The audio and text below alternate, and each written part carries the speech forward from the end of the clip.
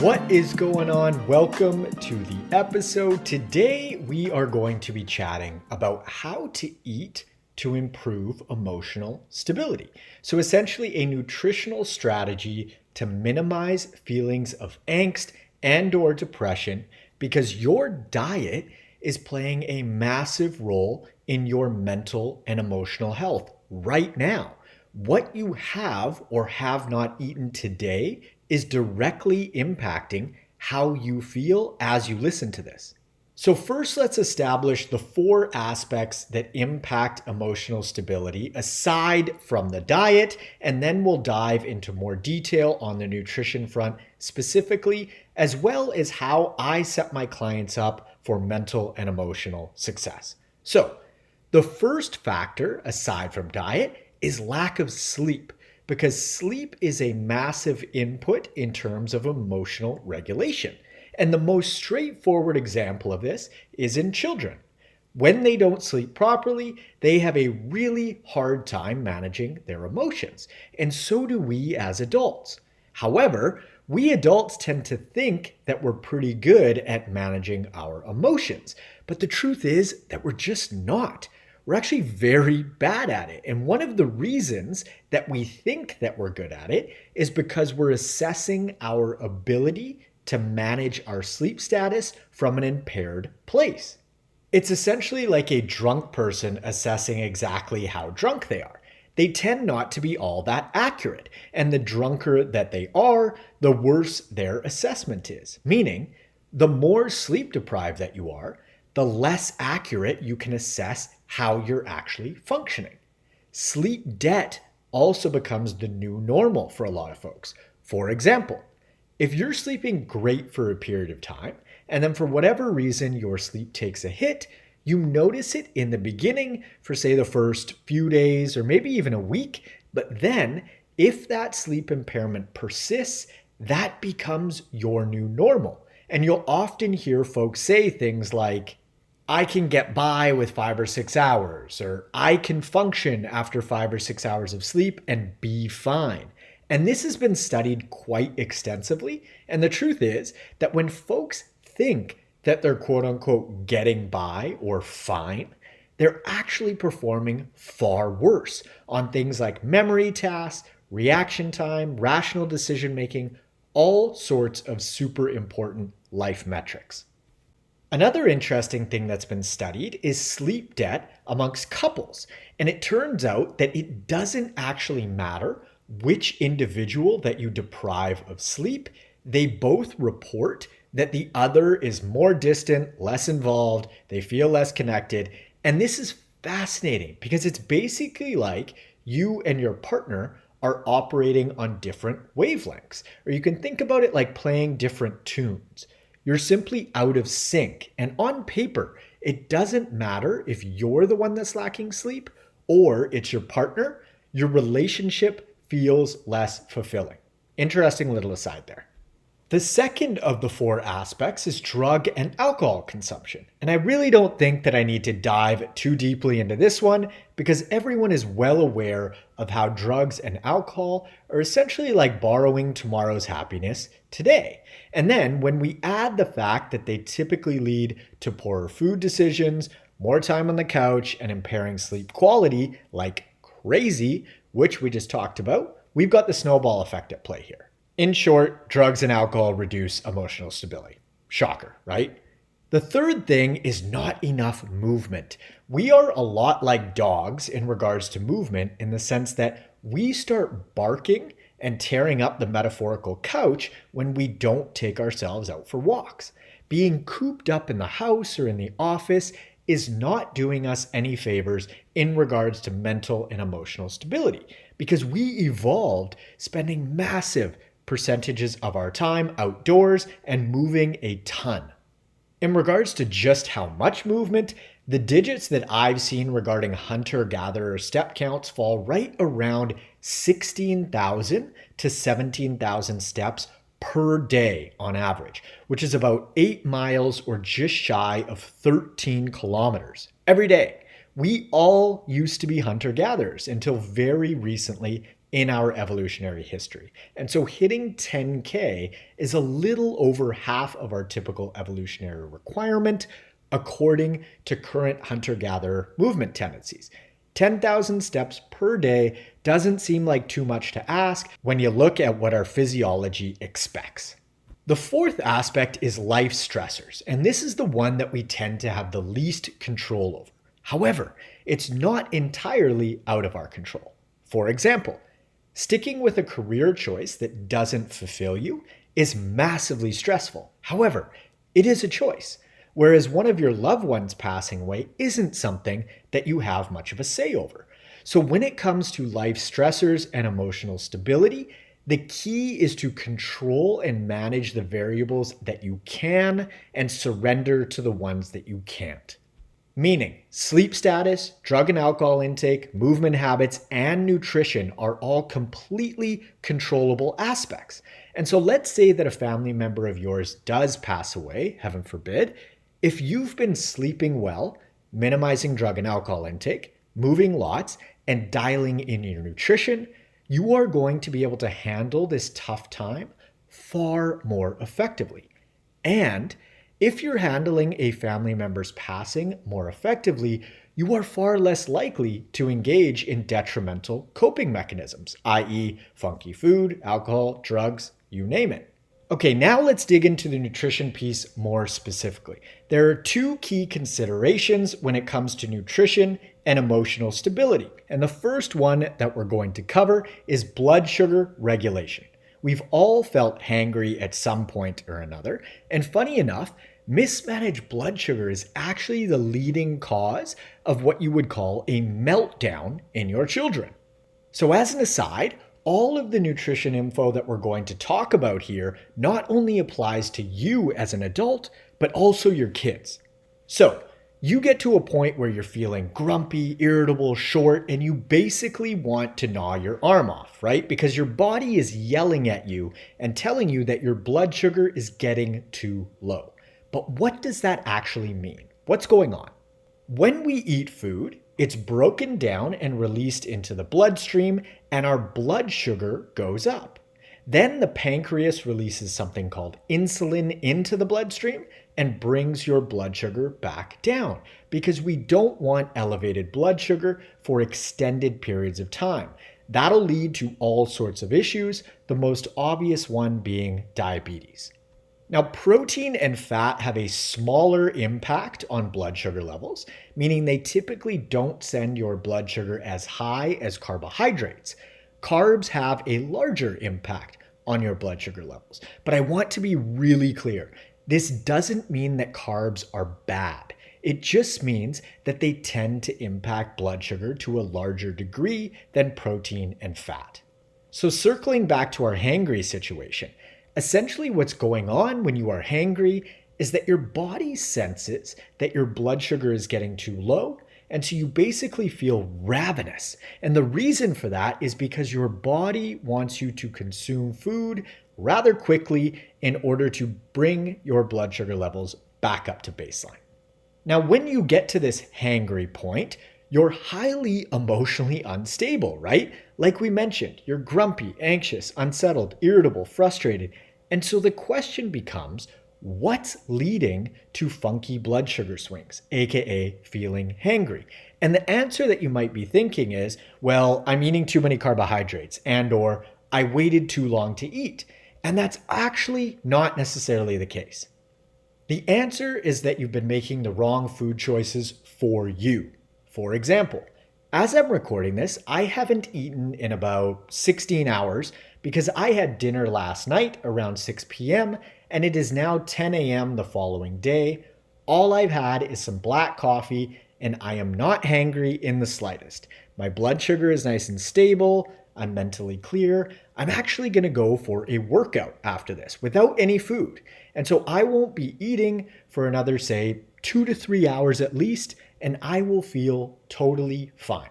Now, I'm not saying that you need to go 16, 18, 20 hours a day without food. What I'm saying is that if you want to get off the hangry train, you'll need to make food decisions that are keeping your blood sugar stable for longer periods of time so that you're not riding that blood sugar roller coaster. As an aside, stepping off the blood sugar roller coaster will also help you lose fat relatively effortlessly. Because as I'm sure you've experienced, when you get hangry, you will eat anything and everything that's in sight. You'll also eat super quickly, and you'll favor convenient, calorie-dense, heavily processed foods. Meaning, when you get hangry, you make lower quality food decisions and you eat far more than you would have had you had stable blood sugar levels, aka you consume more calories. Also, if you're at the point where you need to eat every 2 to 3 hours or else you get hangry-like symptoms, that's a bad sign. If you can't go on a walk or a hike without bags of trail mix and power bars, shit, you need to get your nutrition sorted because that's no bueno. We are designed to go for long periods of time without food and function really well. That's quite literally why we accumulate body fat. We didn't evolve in an environment where we ate 6+ times a day and had this basically IV trip of calories and snacks on hand 24/7. Fortunately, we are far more resilient than that. So how do we capitalize on this resilience? What are the right food choices? Before we get to that, we need to address the second key consideration in terms of nutrition for emotional stability, because it is a big factor in choosing the right foods for you specifically, and that is digestion. You guys hear me talk about digestion and its importance all the time. It really matters because if you think about having an upset stomach, things like acid reflux or GERD, diarrhea, constipation, all of these things impact your emotional state to a large degree. It makes sense, right? No one is the calmest, coolest, and most grounded version of themselves when their stomach is killing them, or they're super bloated, or they're running to the bathroom, or they haven't gone to the bathroom in too long. Digestion is the other key input.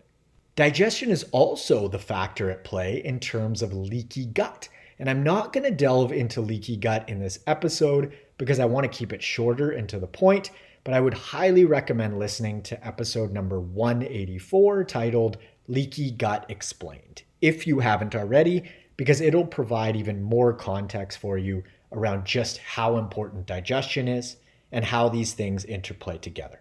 Digestion also actually impacts blood sugar, because if you eat a food that you don't tolerate all that well, that is a stressor and it can lead to gut damage. Refer back to leaky gut episode. So blood sugar regulation becomes tougher to manage via eating foods that don't work for you. So now let's dig into the what to eat. And the answer is single ingredient whole foods with one huge caveat.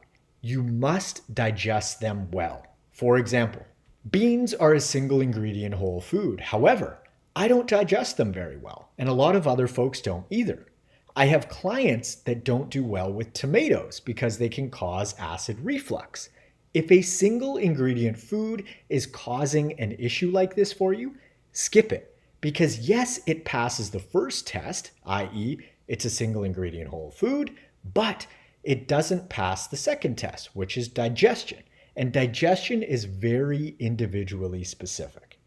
Some folks don't do well with dairy. Actually, a lot of my clients don't do well with dairy consumption. Gluten is another common intolerance. Soy, corn, certain veggies like the cruciferous options, i.e. broccoli, cauliflower, and Brussels sprouts. Don't make the mistake of thinking that just because a food is classified as quote unquote healthy, that it can't be an issue for you personally in regards to digestion. Nuts, beans, and legumes, some of my clients don't do all that well with. The nightshade family, so potatoes can cause issues for some folks. Tomatoes are also nightshades, which we just touched on. So here's the nutrition for emotional stability recipe. Favor single ingredient whole foods and keep a super close eye on your digestion. So if a food bloats you, sends you to the bathroom right away, backs you up, causes acid reflux, essentially anything that doesn't have you feel light, energetic, and alert after eating it is not your friend. That also includes the quantity that you eat, right? Because as I'm sure you've experienced, eating too much total food will also lead to lethargy and just feeling sort of blah. However, it's far more difficult to eat too much when you're eating single ingredient whole foods that you digest well because they are so satiating and your body typically tolerates them very well. On the other hand, it's super simple to overeat foods like pizza, burgers, cookies, donuts, ice cream, etc. And I don't know anyone that has better digestion and blood sugar management via those funky food choices versus single ingredient whole foods. In terms of macronutrients, which are protein, carbs, and fat, prioritize protein first and foremost. So every time that you eat, make sure that you are eating a solid serving of protein, and then feel free to fill in the rest of your calories from carbs and fat according to your preferences. You can also have fun with this and experiment with more carbs and less fat or more fat and less carbs and see how you feel.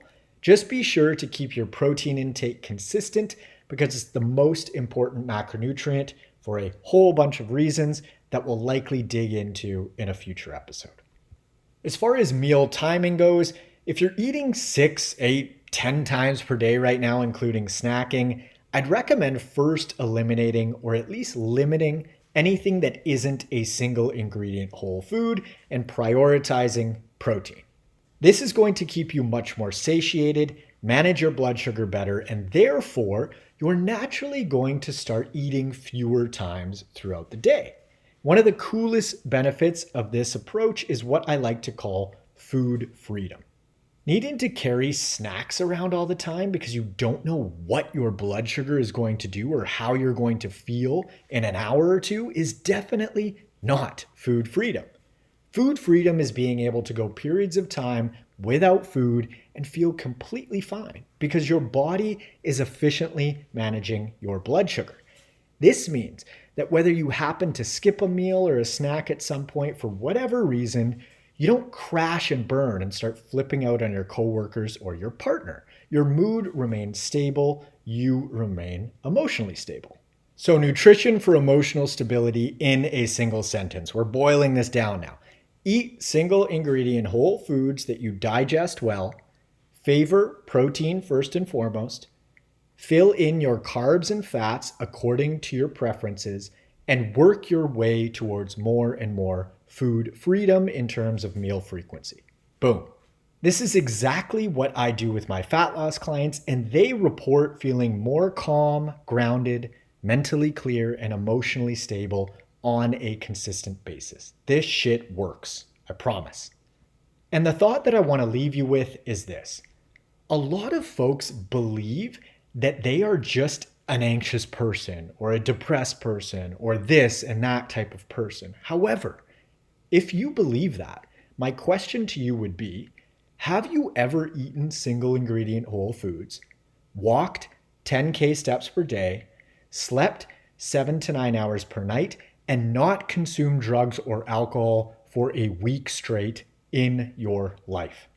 If the answer is no, how do you know that it's you that's anxious or depressed versus it's simply being your chosen lifestyle that's actually creating feelings of angst and or depression? Have you ever really given yourself the opportunity to truly feel calm, centered, and grounded? Perhaps it's not who you are, but rather what you're doing that's the issue. If you're interested in applying for one-on-one nutritional coaching and or workout design with me, you can click the link in the description below or head on over to n1fitness.com/coaching. On Instagram, I'm at N1Fitness. On TikTok, I'm at the N1Fitness. And on YouTube, I'm at Marcus Sadu. Please don't forget to leave us a 5-star review on your favorite podcast platform and be sure to hit that subscribe button. Thanks so much for tuning in. I hope that you found this episode useful, and I will catch you on the next one. See ya.